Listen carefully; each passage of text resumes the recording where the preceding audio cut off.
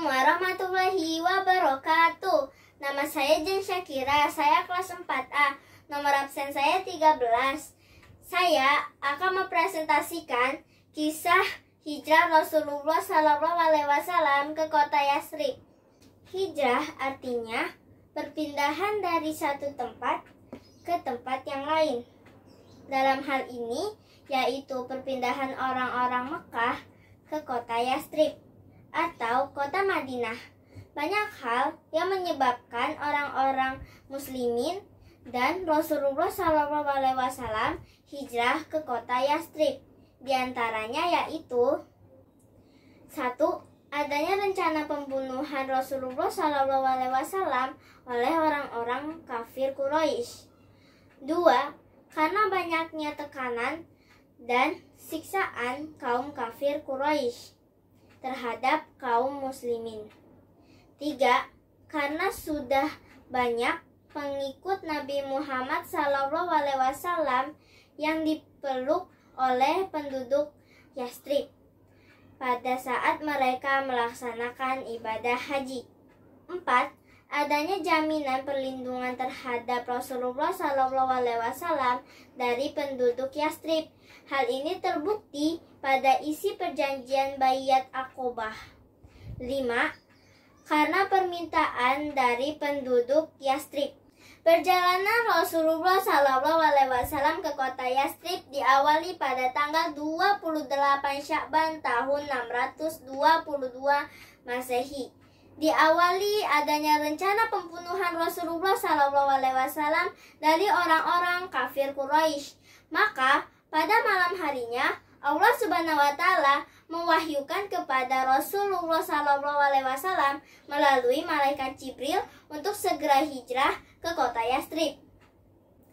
Pada malam harinya, pemuda-pemuda kaum kafir Quraisy datang mengepung rumah Rasulullah SAW. Kemudian Allah melindungi Rasulullah untuk melakukan perjalanan ke kota Yatsrib, yaitu dengan cara menidurkan semua pemuda-pemuda kaum kafir Quraisy yang mengepung rumah Rasulullah SAW. Mereka tertidur lelap sehingga tidak mengetahui kepergian Rasulullah SAW. Rasulullah pergi menuju rumah Abu Bakar As-Siddiq. Sebelum berangkat, Rasulullah berpesan kepada Ali bin Abi Thalib untuk menggantikan beliau di tempat tidur beliau dengan menggunakan selimut yang biasa beliau gunakan. Berangkatlah Rasulullah bersama Abu Bakar As-Siddiq menuju kota Yatsrib. Dalam perjalanan menuju kota Yatsrib, Rasulullah SAW singgah di Gua Thur karena mereka melindungi diri dari kejaran kaum kafir Quraisy. Pada saat bersembunyi di Gua Thur, Allah Subhanahu wa Ta'ala melindungi Abu Bakar dan Rasulullah melalui perantara sarang laba-laba dan sepasang burung merpati yang sedang bertelur. Kemudian kaum kafir Quraisy menjadi terkecoh dan tidak lagi menyelidiki keberadaan Rasulullah di Gua Thur. Rasulullah di Gua Thur bersama Abu Bakar selama 3 hari. Selama 3 hari inilah Allah melindungi Rasulullah dan Abu Bakar. Asma binti Abu Bakar membantu Rasulullah dengan cara memberikan bekal makanan selama beliau berada di Gua Thur. Kemudian pada tanggal 1 Rabiul Awal, Rasulullah bersama Abu Bakar keluar dari gua.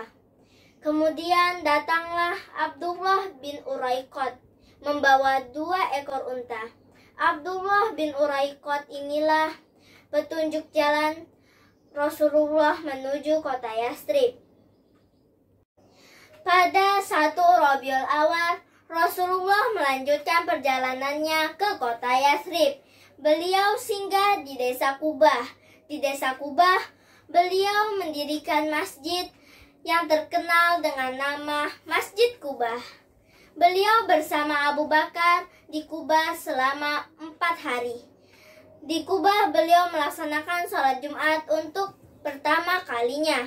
Dan setelah dari Kubah, Rasulullah dan Abu Bakar melanjutkan perjalanannya ke kota Yathrib.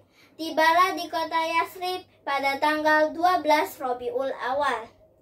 Sebelumnya ada rasa kekhawatiran dari penduduk Yathrib karena Rasulullah serta Abu Bakar tidak kunjung tiba. Dikarenakan penduduk Yathrib tidak mengetahui persinggahan Rasulullah dalam perjalanan, yaitu ke Gua Sur dan kota Kubah. Sampailah Rasulullah di kota Yathrib pada tanggal 12 Rabiul Awal disambut dengan sukacita oleh penduduk Yathrib. Penduduk Yathrib melantunkan syair Tola al-Badru alaina. Begitu gembiranya penduduk Yathrib menyambut kedatangan Rasulullah. Mereka berbondong-bondong menyambut kedatangan Rasulullah. Bahkan mereka meminta supaya Rasulullah singgah di tempat kediaman mereka. Akhirnya Rasulullah berkata, "Biarkan untaku yang memilih tempat persinggahanku." Akhirnya unta yang dikendarai Rasulullah berhenti di sebuah kebun. Rasulullah bertanya kepada penduduk Yathrib, "Punya siapakah kebun ini?" Penduduk Yathrib menjawab bahwa kebun ini milik 2 anak yatim yang bernama Sahal bin Amr dan Suhail bin Amr. Setelah itu Rasulullah mendirikan masjid dan tempat tinggal beliau di tempat tanah milik Suhail dan Sahal bin Amr dengan cara memberi tanah milik anak yatim tersebut. Masjid yang didirikan di atas tanah anak yatim itu bernama Masjid Nabawi. Akhirnya kehidupan masyarakat Yathrib menjadi rukun dan damai dengan persaudaraan antara penduduk Ansor dan kaum Muhajirin. Penduduk Ansor adalah penduduk kota Yathrib. Ansor artinya penolong, menolong orang Muhajirin yang datang ke negeri Yathrib. Sedangkan kaum Muhajirin artinya orang yang hijrah, yaitu penduduk Mekah yang hijrah ke kota Madinah atau Yathrib. Sejak itulah Rasulullah ditunjuk oleh penduduk Yathrib menjadi pemimpin kepala negara di kota Yathrib. Kemudian Rasulullah mengganti nama kota Yathrib dengan nama kota Madinah Al-Munawwarah. Demikianlah kisah perjalanan Rasulullah SAW ke kota Yathrib yang begitu mengharukan dan menggembirakan, sehingga berkembanglah Islam dengan pesat di kota Madinah sampai saat ini. Terima kasih. Wassalamualaikum warahmatullahi wabarakatuh.